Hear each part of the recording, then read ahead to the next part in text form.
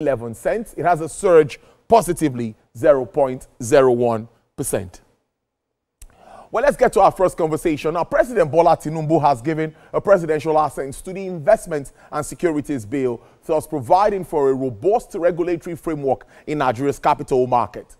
According to a statement issued by the Securities and Exchange Commission over the weekend, the new Investment and Securities Act 2024 repeals the Investment and Securities Act 2007 and introduces key reforms aimed at boosting investors' confidence, strengthening market oversight, and aligning Nigeria's financial markets with global best practices.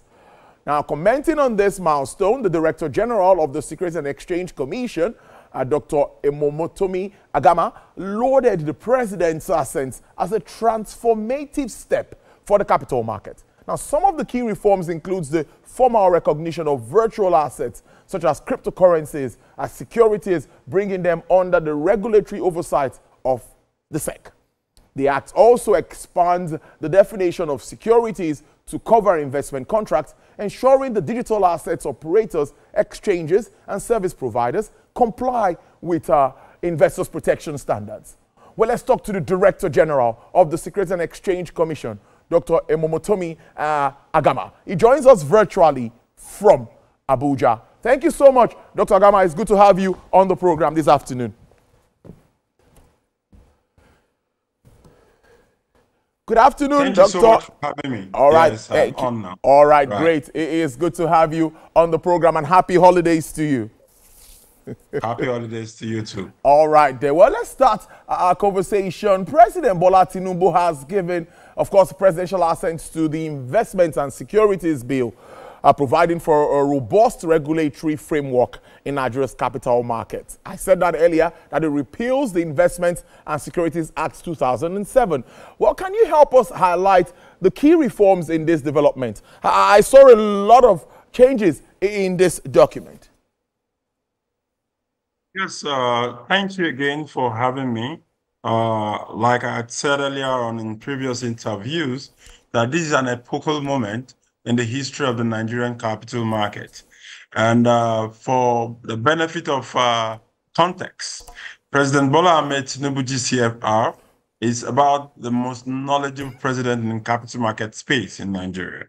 That is because he has, over the years, as governor of Lagos State, utilized the capital market into funding long-term projects in Lagos State.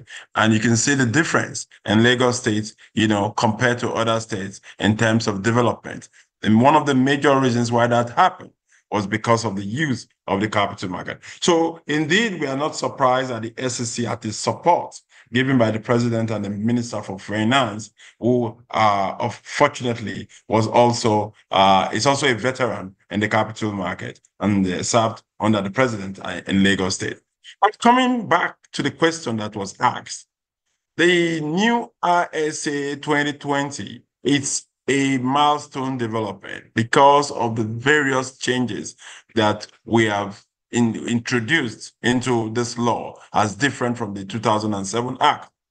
First and foremost, the Act helps the SEC project itself as a frontline regulator globally. And by that, I mean that being a signatory, a member of the International Organization of Securities Commission, IOSCO, is a significant effort at driving foreign investors into a particular jurisdiction. That has been achieved by the passing of the assent of this law by the Mr. President, because we have introduced all of the regulations that requires us to stay on top of that particular signatory membership of IOSCO. And that for us is very, very, very significant. But besides that, there are also other changes that have been introduced into the ISA that has caused us to be as excited as we are today. One of the major challenges we have had in Nigeria over a time now is the inclusion of Nigeria in the gray list of the FATF. And by the reason of this, the signing of this law, what has happened is that Nigeria is close to exiting the FATF gray list, because we have introduced regulations around digital assets and cryptocurrencies in the new ISA. And that is also very, very significant. One other thing that is significant in the ISA is the introduction of the commodities value chain experiences in the ISA. And that is to say that we have introduced fully all of the regulations and laws that is required to drive the commodities market space to where we want it, knowing fully well that Nigeria is an agrarian economy. And so whatever we need to do to help that process will be very, very, very important. That has been done through the ISA 2025 that has been assented to by Mr. President. Besides that, we've also incorporated or brought into the board of the SEC, the National Pension Commission, that is to bring about, the required and desired knowledge for the institutional investors that invest in the capital market into the space in order for us to all be at par in driving the capital market to an enviable height. Also, the ISA has also introduced new regulations regarding Ponzi schemes and sanctions that will deal with anybody that is caught in an act that will defy, management or will defy current regulations and make the investment community not to be adequately protected. So investor protection, like you are aware, is our primary responsibility. Because besides investor protection, it's also market development and innovation. And these have been copiously provided for in the new ISA. Well, very good way to start the conversation. And I also see, in my own understanding, three key parts there: market development, we have market discipline, innovation, and of course, new markets, which you've also identified. But this law should also protect investors more efficiently and reposition Nigeria, of course, in this market as a key player, of course, as a competitive destination. Yeah, that remains very important here for local and foreign investments. Now, can you make us understand how this will help us achieve that specifically? So, again, it is important to know that if a destination is not friendly, and the legal framework or parameters guiding that destination are not friendly, then investors will not come. So what we have done with the new ISA is to strengthen regulation, providing the opportunity for the SEC to deal with infringements of the law, violations of the law, and also causing public companies to be accountable through disclosure measures. One other thing we've also introduced is that in this ISA, the measures of proper risk management are also being identified and instituted in the Nigerian capital market to promote dynamism, resilience, and transparency. So for us, this year, the 2025 ISA brings about transparency, brings about integrity, and brings about full knowledge of the understanding of the capital market space. And that is very, very critical in getting the investors to be comfortable with investing in the Nigerian capital market, indeed, and also to create wealth within the Nigerian capital market.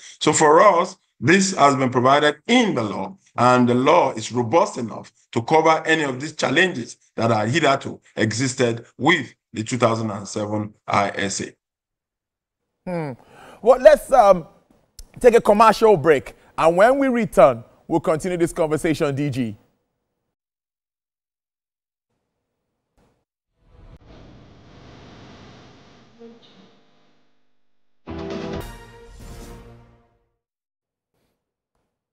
All right, glad to have you back. We're still having our conversation with the Director General of the Securities and Exchange Commission there. Dr. Agama, my next question to you would be, again, to the key reforms, which includes the formal recognition of virtual assets. I want us to stay a bit around cryptocurrencies as securities, bringing them under the regulatory oversight of SEC. I want to ask if it's safe to say Nigerians can now confidently deal with cryptocurrencies moving forward. So thank you very much. This is a very important question because it speaks to the generality of the most populous part of Nigerians. which are the youths.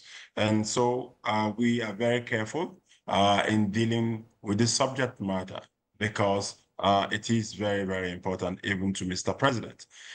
It is very, very interesting that we have been able to achieve this because one of the greatest challenge for people that deal in this space is about clarity, it's about certainty, and it's about regulation. And so what we have done with the introduction of cryptocurrency and digital assets into the 2025 law is to bring about that certainty, is to bring about that clarity, and to bring about confidence that is required for this market to thrive. And that is what we have done. So you can as well say it is safe to deal with any security. So it is not just cryptocurrency, it's safe to deal with any security in the Nigerian capital market because the law has provided the legal and enabling framework for that to happen.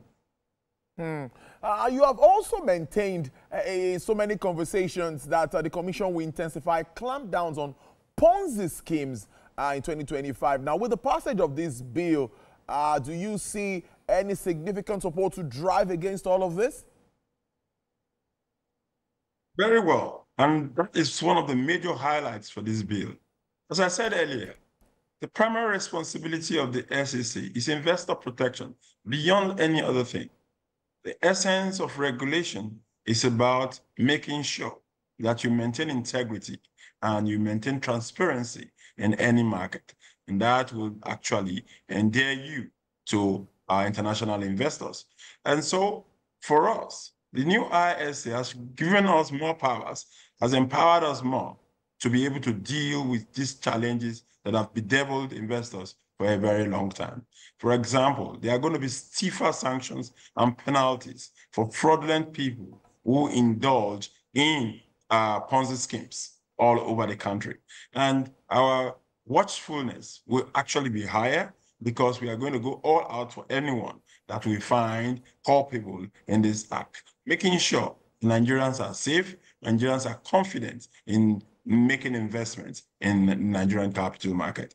More so, there's also going to be jail term for those that are caught, in this act. That for us is the high point of this regulation, of this law itself, because you have financial fines and, of course, jail terms associated with such misdemeanors when they happen within our confines of the Nigerian jurisdiction. So it is interesting for us because it has given us the teeth, not only to back, but also to bite. Indeed, that's a good one. Not just to back, but being able to bite. Now, almost finally, SEC as assured stakeholders of a seamless transition of the repealed ISA 2007 to the new regulatory framework, with engagements, of course, planned to ensure smooth implementation, because many times implementation is always an issue with laws and laws like this one. So how soon are you getting on this? And what will be your outlook for the market in 2025 and beyond? Well, thank you. How soon are we getting at it? We started yesterday. We didn't still, for us, engagement with stakeholders is a priority because the understanding of the act is as good as implementing the act. So we are going to do everything that we need to do to make sure that happens. So we have an implementation team, we have a sensitization team, and indeed, we've also introduced a podcast into the entire episode.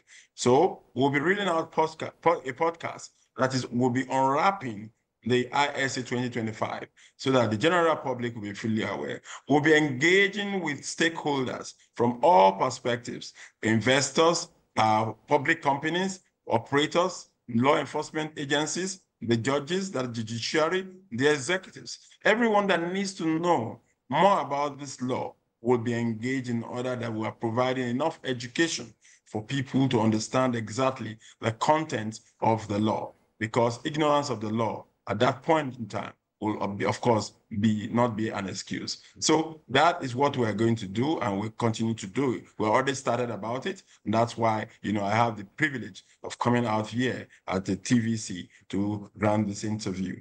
Beyond all of that, you also mentioned the fact that implementation is usually a problem. We have an implementation team already set up to be able to deal with every page of the ISA 2025, making sure that we achieve the goal of the new law, and making sure that investors are confident, happy again to be part of the market, bringing succor to them when it's needed, and providing an opportunity for them for us to democratize wealth creation in this country. Well, so I wanted you to wrap up with your outlook for the market in 2025, moving on. Right. So it's clear that the 2025 is going to be a great year, because nothing good comes easy. But once it is started, of course, it tells you what the future will look like. It is an old adage in Africa that it is from the morning you know what the afternoon or the evening will look like. Yeah. The morning today is the new dawn. The morning today is the enactment of a new ISA 2025, telling us clearly that Mr. President is ready to deal. And that readiness to deal has brought about this act into law. So for us, we are equipped, we are encouraged, we are supported, and we are very ready to deliver the dividends of democracy for a great Nigeria.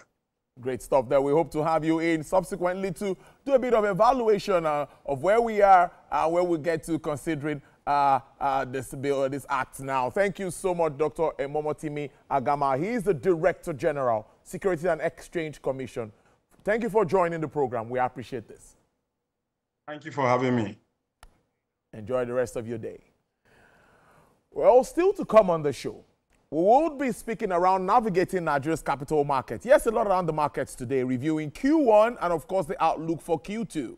I have the Chief Strategy Officer, Central Securities Clearing System, PLC, Mr. Femi Onifade. He's live in the studio. After this break, another very interesting conversation. Don't go away. This is Business Nigeria with Tolulope Ogunjobi.